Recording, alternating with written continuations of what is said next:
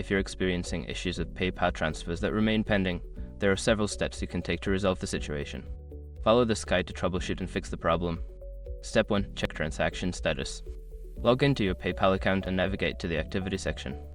Look for the pending transaction to see if there are any alerts or messages indicating why the transfer is on hold. Step 2. Review payment method. Ensure that the payment method linked to your PayPal account is valid and has sufficient funds.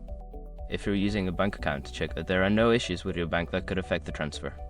Step 3. Confirm recipient details. Verify that the recipient's email address or phone number is correct. An incorrect detail can cause the transaction to remain pending. If necessary, contact the recipient to confirm their information. Step 4. Wait for processing.